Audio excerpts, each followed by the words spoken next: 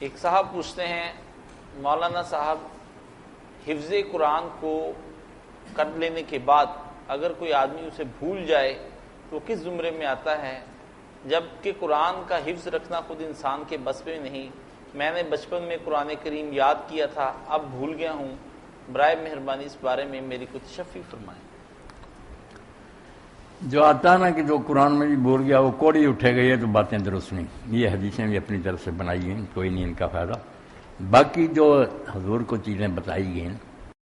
آپ کے سامنے امت کے اعمال پیش کیے گئے، نیکیوں کی فہرست، برائیوں کی، تو اس میں کہا نیکیوں میں یہ بھی دکھایا گیا کہ ایک تنکا اٹھا کر نا مسجد سے کسی نے باہر پھینک لیا، مسجد کو صاف کیا،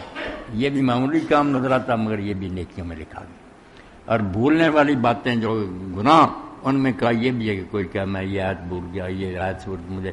بھول جانا ہے برائی، اگر اس کا دخل نہیں بیچارے کوئی یاد نہیں رہتا تو کوئی بات نہیں، ورنہ کوشش کرنی چاہیے کہ اگر اللہ نے یہ نعمت دی ہے دہراتا رہے اور اس کو حفظ کرے، کیونکہ ثواب کتنا بڑا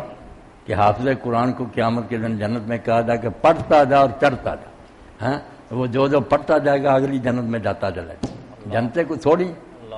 جتنی قرآن کی آیتیں اتنی سیڑھیاں، اور سب سے آخری درجہ جو وہ فردوس ہے، فردوس کے اوپر اللہ تعالیٰ کا تخت عرش،